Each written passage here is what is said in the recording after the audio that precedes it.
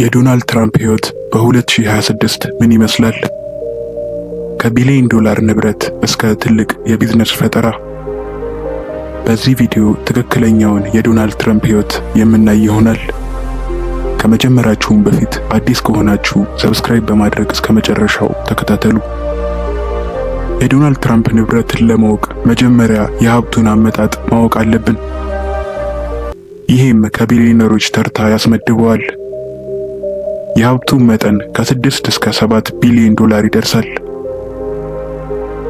ሀብቱም ስልጣን ላይ ካሉ ፕሬዝዳንቶች ሁሉ ይበልጣል።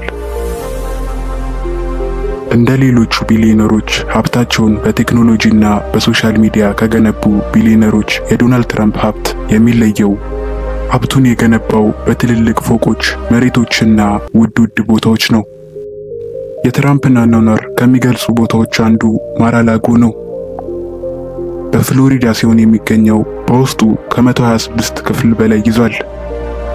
በውስጡም በብዙ ወርቃማ ጌጦች የተዋበ ሲሆን ቢዝነሰሮች፣ የፖለቲካ ሰዎችና ታዋቂ ሰዎች የሚመጡበት ዋናው ቦታ ነው።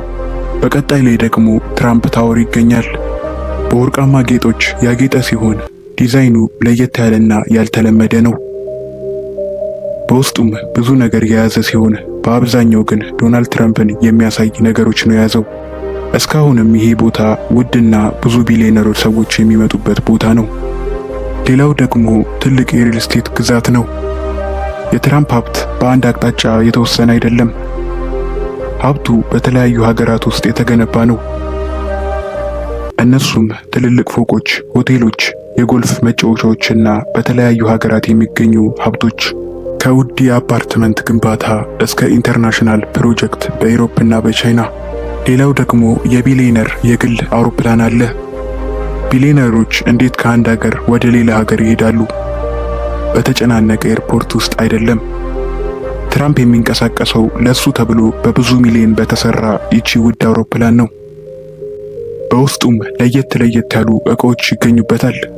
የትራምፕ ሀብት በአሁን ሰዓት ከትልልቅ ፎቆችና ሪዞርቶች አልፏል።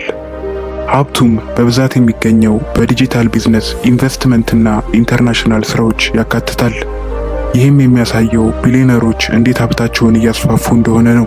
ታዲያ ዶናልድ ትራምፕ ግዛቱን በማስፋፋት ላይ ይገኛል። ቪዲዮ ከተመቻችሁ ላይክ እያደረጋችሁ ስለ ዶናልድ ትራምፕ ሀብት በስፋት በሌላ ቪዲዮ የምናይ ይሆናል።